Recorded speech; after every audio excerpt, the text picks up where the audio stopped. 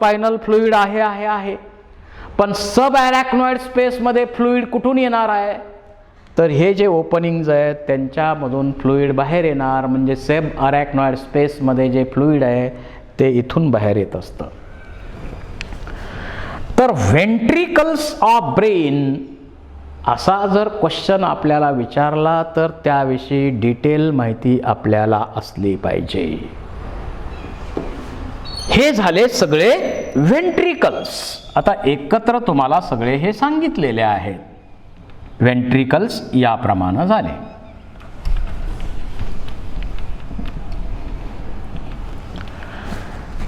आता सेरेब्रमचा आपण स्टडी करतोय. या सेरेब्रम मध्ये आता आपण बाकीचे इतर व्हेंट्रिकल्स वगैरे याचा स्टडी आपण ऑलरेडी केलाय. आता आपल्याला सेरेब्रम वरती फक्त फोकस करायचा आहे. तर समजा हा सेरेब्रम आहे. आता या सेरेब्रम मध्ये एक मेडियन लॉन्जिट्युडनल वरनं जर आपण सेरेब्रम पाहिला तर या सेरेब्रम वरती या वरच्या बाजूनं एक मेडियन लॉन्जिट्युडनल फिशर आहे. ही एक मेडियन लॉन्जिट्युडनल फिशर आहे. मेडियन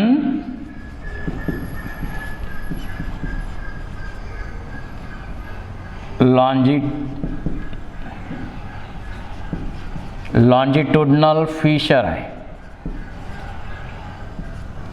आणि या मेडियन लॉन्जिट्युडनल फिशरमुळं वरच्या साईडनं डॉर्सल साईडनं दोन्ही सेरेब्रमचे भाग दोन झाले.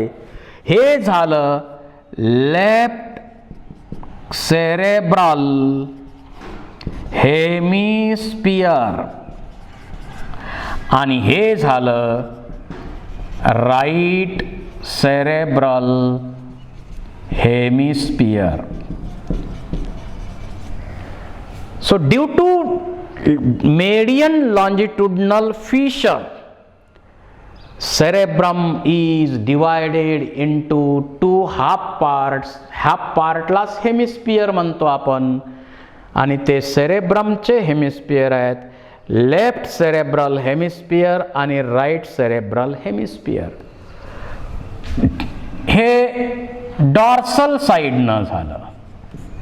आता व्हेंट्रल साइडनं जर हेच आपण विचारात घेतलं तर व्हेंट्रल साइडनं हे सेरेब्रल हेमिस्फियर वेगळे आहेत ते आहेतच. नाही असं नाही. सेरेब्रल हेमिस्फियर इथं वेगळे दिसत आहेत. But these two hemispheres are connected by transverse bands of nerve fibres. Ventral साइडनं दोन्ही हेमिस्फियर एकमेकाला जोडलेले आहेत by transverse bands of nerve fibers called as corpus callosum. Transverse bands आहेत नर्व फायबरचे, त्याला कॉर्पस कॅलोसम असं आपण म्हणतो. जर आपल्याला या लोकेशनला ते दाखवायचं असेल, या लोकेशनला जर ते दाखवायचं असेल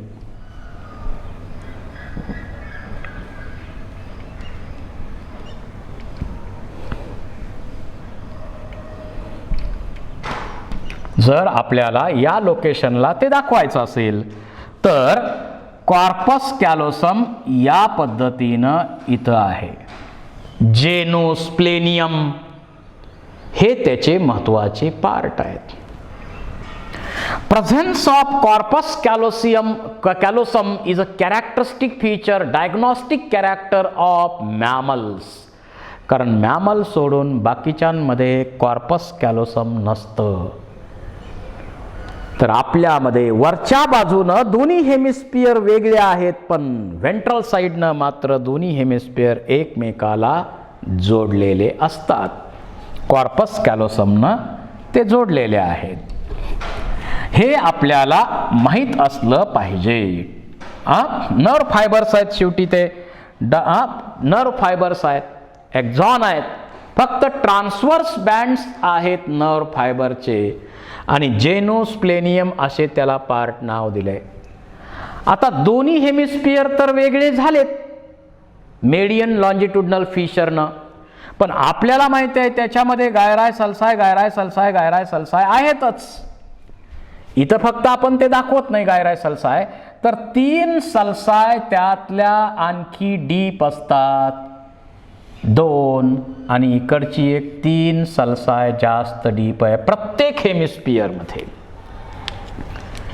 प्रत्येक हेमिस्फिअरमध्ये 3 सल्साय डीप आहेत. तर ही आहे सेंट्रल सल्कस.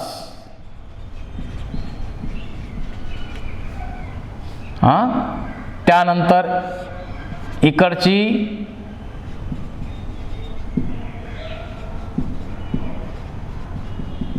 परायटो ऑक्सिपिटल आणि ही लॅटरल सल्कस. अशा 3 सल्साय इथं जास्त डीप असल्यामुळं आपल्या एका सेरेब्रल हेमिस्फिअरचे 4 भाग तयार झाले. So due to presence of central, parieto occipital and lateral sulci, deep sulci, our each hemisphere is divided into frontal lobe, parietal lobe,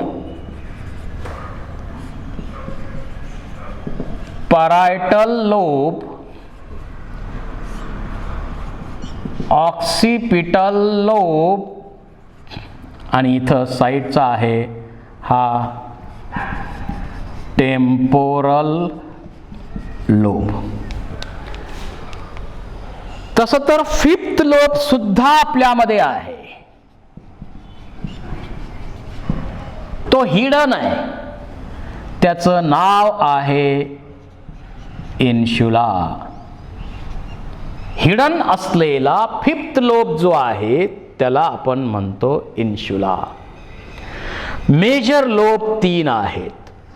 frontal lobe, parietal lobe, occipital lobe आणि temporal lobe. प्रत्येक hemisphere मध्ये हे दोघांचे frontal lobe आहेत. हे प्रत्येक हेमिस्फिअरचा, लेफ्टचा हा frontal lobe, राईटचा frontal lobe, दोघांचे परायटल लोब्स, दोघांचे ऑक्सिपिटल लोब्स आणि दोघांचे टेम्पोरल लोब्स. अशा प्रकारे दोघांकडं असे मेजर लोब्स आहेत.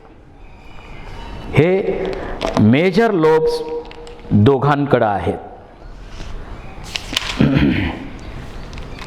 आता हे जे महत्वाचे लोब्स आहेत, फ्रंटल, परायटल, ऑक्सिपिटल आणि टेम्पोरल, आपण एक आणखी सांगितलंय 5th लोब तो आत आहे, हिडन आहे. आत आहे, तो हिडन आहे.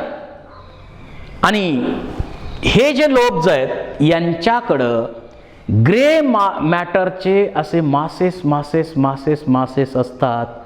आणि प्रत्येक लोबकडं कोणत्या तरी ॲक्टिव्हिटी ज्या बॉडीच्या आहेत त्याचे कंट्रोलिंग सेंटर्स आहेत, त्याचे रिमोट आहेत, त्याचे पर्टिक्युलर ॲक्टिव्हिटीचे रिमोट आहेत किंवा कंट्रोलिंग सेंटर्स आहेत.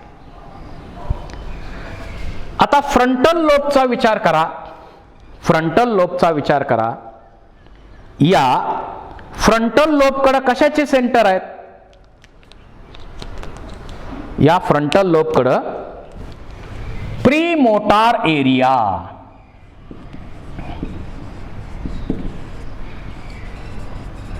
तसं तर फ्रंटल लोबकडे यामध्ये फ्रंटल लोबकडं फक्त मोटार न्यूरॉन्स असतात. सगळे मोटार न्यूरॉन आहेत इथं.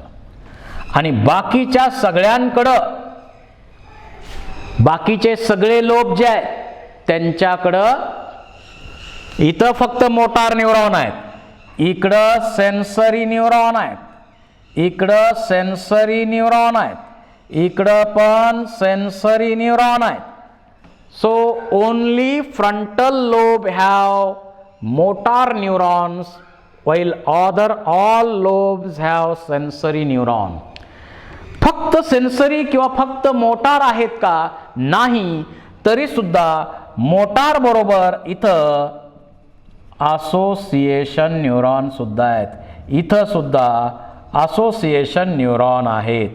इथं सुद्धा असोसिएशन न्यूरॉन आहेत.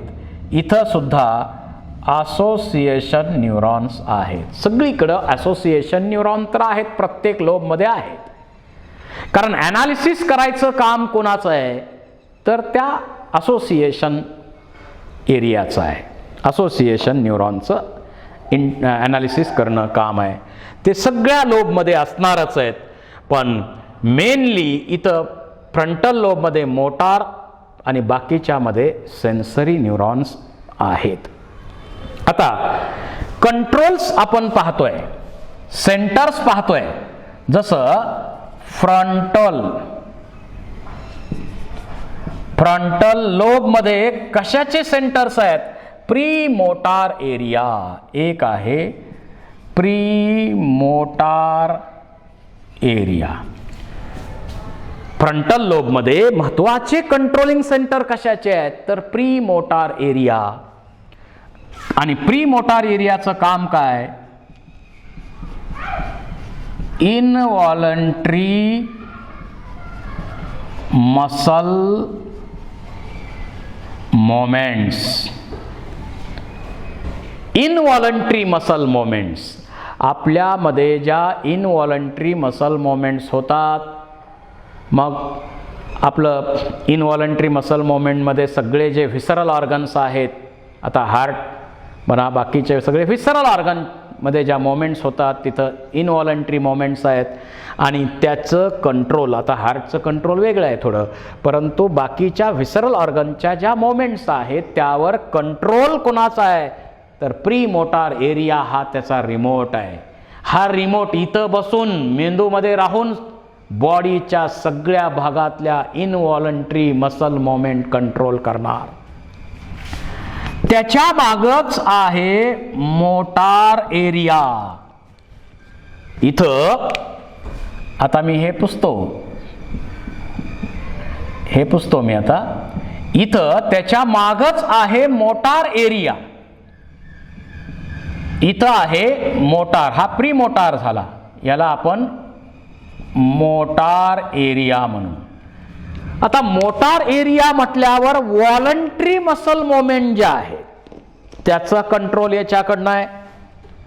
ज्या व्हॉलंटरी मसल मोमेंट्स आहेत आपल्यामध्ये होतात त्या सर्व व्हॉलंटरी मसल मोमेंटचा कंट्रोल या ठिकाणी केला जातो. सगळ्या व्हॉलंटरी मसल मोमेंट्स ज्या आहेत, जसं आता ही हालचाल आहे, बोलताना सुद्धा या किंवा ज्या ज्या मसल मोमेंट्स आहेत, व्हॉलंटरी मसल मोमेंट्स आहेत, त्याच्यावर कंट्रोल आहे या मोटार एरियाचा.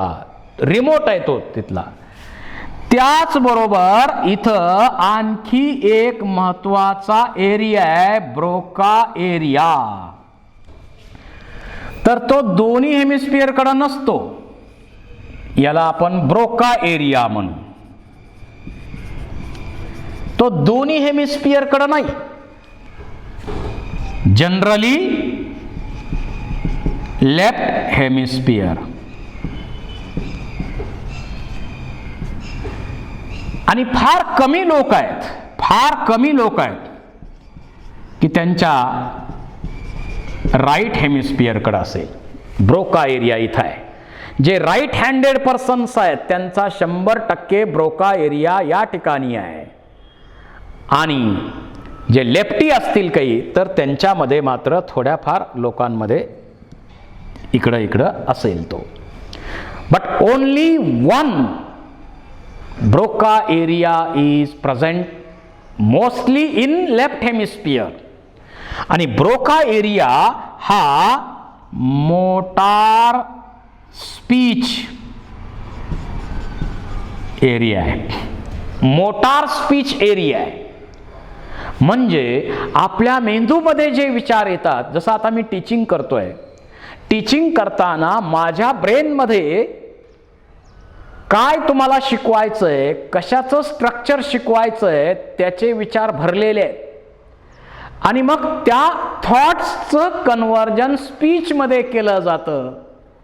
आणि मग इथून आवाज बाहेर पडतो, जिभेची हालचाल होते, इथं व्हॉलंटरी मसल मोमेंट होतात सर्व भागाच्या आणि तयार होतात वर्ड्स, शब्द तयार होतात. लहान मुलं आहे, न्यूली बॉर्न बेबी बोलू शकतंय का? नाही. एवढाच एक आवाज ते फक्त करत राहणार आहे, त्याला बोलता येत नाही. परंतु नंतर काय होतंय, त्या लहान बेबी काय करत असतं, त्याला आई समजून सांगते, बघ बाबा आले, बाबा आले, आजी आली, काका आले. म्हणजे लहान मुलाला सुरुवातीला जे शब्द शिकवायचे ते शब्द एकदम अवघड शिकवून चालेल का? नाही. बघा, अत्यंत जवळच्या नातेवाईकांची नावं अतिशय सोपी करण्याचं काम पूर्वजांनी केलंय. बाबा, मामा, दादा, काका, आई, बाबा, हे सगळी नावं एकदम सिंपल केलेली आहेत. लगेच जन्मल्याबरोबर ऑक्सफर्ड त्याच्या पुढं ठेवून चालेल का? नाही. त्याला सोपे सोपे शब्द शिकवायचे आहेत. परंतु त्याला म्हटलं समजा की हे बाबा आले, बाबा आले, बाबाचं मिनिंग त्याला माहित आहे का? नाही. First he understood that person is called as बाबा. ते त्याचं अंडरस्टँडिंग पहिलं करून घेतं. अंडरस्टँडिंग करून घेतल्यानंतर आपल्या होकल आईच्या, त्या सांगणाऱ्यांच्या आईच्या, आजीच्या, त्यांच्या इथं या भागात होणाऱ्या ज्या हालचाली आहेत त्या हालचालींवर लक्ष ठेवतं आणि हळूहळू अंडरस्टँडिंग करून त्या आपल्या हालचाली सुरू करतं. आणि first sound produced by baby, it is a defected sound. तो डिफेक्टेड साऊंड आहे. पण आपण त्याला म्हणतो का, तुला साधा बाबा म्हणता येत नाही का? नाही. पहिला साऊंड डिफेक्टेड आहे. पहिला गोल काढायला तुम्हाला शिकवलाय, तो काय करेक्ट आला का? पण करेक्ट नसताना सुद्धा शाबासकी मात्र मिळालेली आहे. तो करेक्ट नाही आहे पण तरी शाबासकी आपल्याला मिळाली आहे. डिफेक्टेड आहे तो. नंतर असं नाही बाबो, असं नाही बाळा, असं नाही बाळा, तसं करत मग एक वेळ ते बाबा, काका, दादा, मामा, आई, बाबा, इतर आणखी सोपी नावं जे आहेत, ही नावं त्याला उच्चारता येतील. आणि एकदा का नावं उच्चारता यायला लागली की हळूहळू मग त्याची डिक्शनरी वाढत जाते.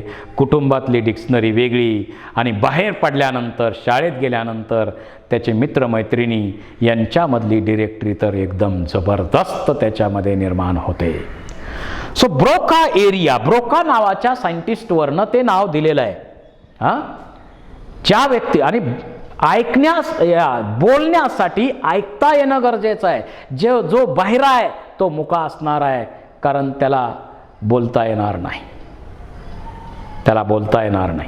त्यामुळं ऐकता येणं हे बोलण्यासाठी, स्पीचसाठी अतिशय महत्त्वाचं आहे.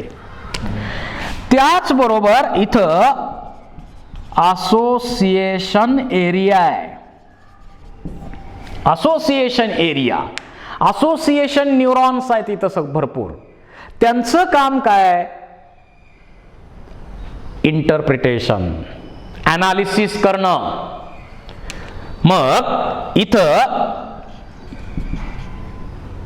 इंटेलिजन्सचं सेंटर असेल, त्याचबरोबर या ठिकाणी पर्सनॅलिटीचं सेंटर आहे, या ठिकाणी मेमरीचं सेंटर आहे, या ठिकाणी रायटिंगचं सेंटर आहे, या ठिकाणी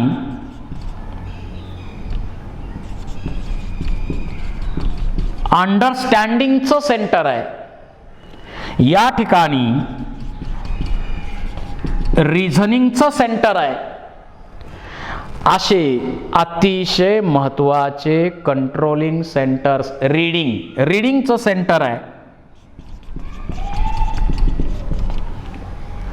असे कितीतरी महत्त्वाचे कंट्रोलिंग सेंटर्स आहेत या फ्रंटल लोबमध्ये, असोसिएशन एरियामध्ये. त्याच्यानंतर मागच्या बाजूला आपण येऊ, परायटल लोब आणि त्याचे सेंटर्स.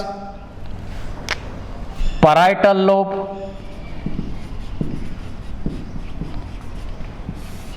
परायटल लोब मध्ये याच्याकडं सेन्सरी एरिया आहे. आपण सांगितलंयच सेन्सरी एरिया आहे, त्याला सोमेस्थेटिक एरिया असंही नाव दिलेलं आहे.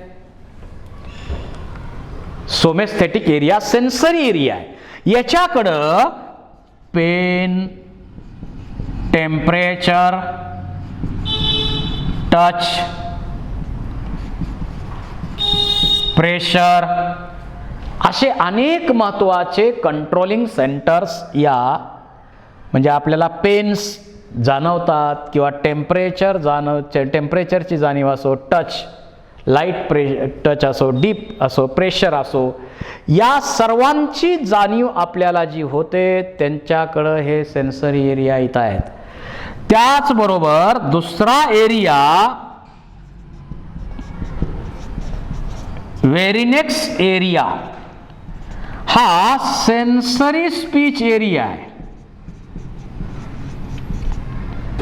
हा सेन्सरी स्पीच एरिया आहे. आता काही जण त्याला परायटल मध्ये म्हणतात, काही जण टेम्पोरल मध्ये म्हणतात. ते एकदम दोन्ही टेम्पोरल परायटल एकदम क्लोज आहेत, त्यामुळं थोडंसं व्हेरिएशन या बाबतीत असू शकतं. मग स्टेट बोर्ड वेगळं सांगतंय, NCERT मध्ये जास्त डीपमध्ये दिलेलं नाही, पण हायर बुक्स वेगळं सांगतात. तर वेरिनेक्स एरिया जो आहे दॅट हेल्प्स इन अंडरस्टँडिंग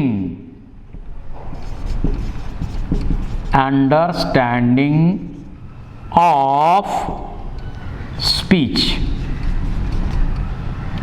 आपल्या स्पीचचं अंडरस्टँडिंग, जसं मी बोलतोय त्याचं तुम्हाला अंडरस्टँडिंग होत आहे, तो एरिया महत्वाचा या ठिकाणी आहे. काही जण परायटल मध्ये म्हणतात, काही जण टेम्पोरल मध्ये म्हणतात, हेही लक्षात राहू द्या. आणि थर्ड एरिया तर असणारच आहे असोसिएशन एरिया. इथंही असणार आहे असोसिएशन एरिया. थर्ड एरिया इथंही असणार आहे असोसिएशन एरिया. त्याचं ॲनालिसिस करण्यासाठी या एरियाचा उपयोग होतो. त्याच्यानंतर ऑक्सिपिटल लोब.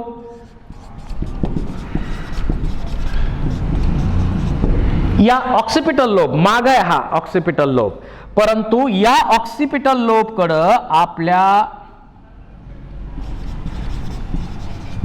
विजनचं कंट्रोल आहे, व्हिज्युअल एरिया आहे.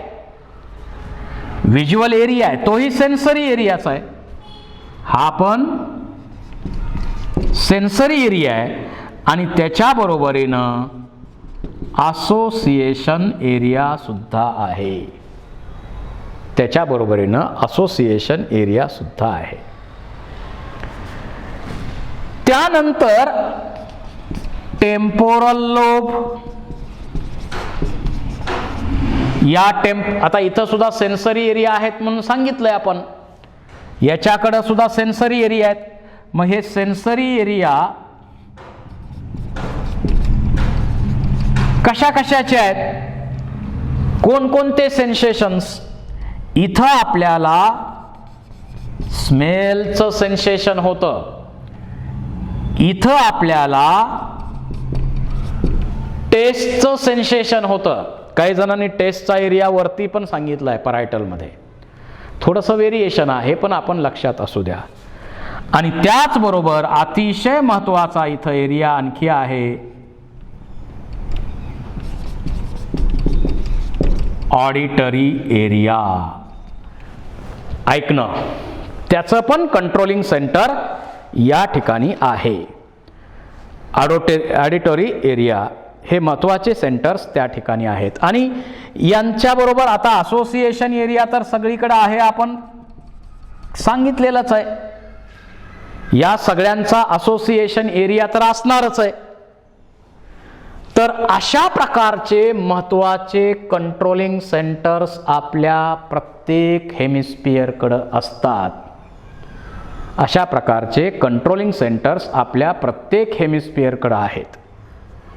प्रत्येक हेमिस्फिअरकडे हे सेंटर आहेत.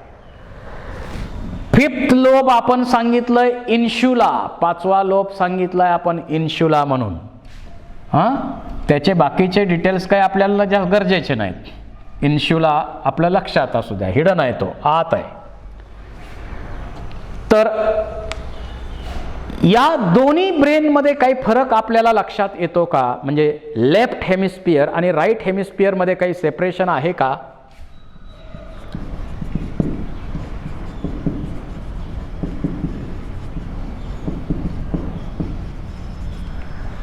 लेफ्ट हेमिस्फिअरकडं मॅथमॅटिकल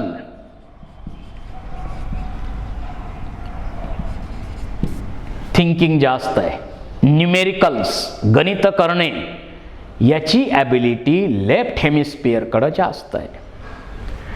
त्याचबरोबर राईट हेमिस्फिअरकडं इनसाइट स्टोरी असतील, काही इनसाइट स्टोरी, सायंटिफिक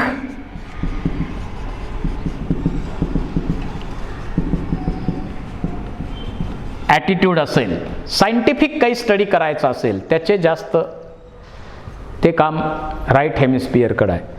आणि म्युझिक राईट हेमिस्फिअरकडे स्पेशल सेंटर आहे त्याचं. आता लेफ्ट हेमिस्फिअरकडे एक सांगता येईल आपल्याला, राईट हँड कंट्रोल, आणि याच्याकडं left hand control. Right hand control, left hand control हे सुद्धा महत्त्वाचे कंट्रोल्स त्या त्या हेमिस्फिअरकडे आहेत. हे सुद्धा त्या त्या हेमिस्फिअरकडे कंट्रोल असतात. तर अशा प्रकारे आपण स्टडी केला फ्रंट या फोर ब्रेनचा पहिला आणि दुसरा part. Thank you very much.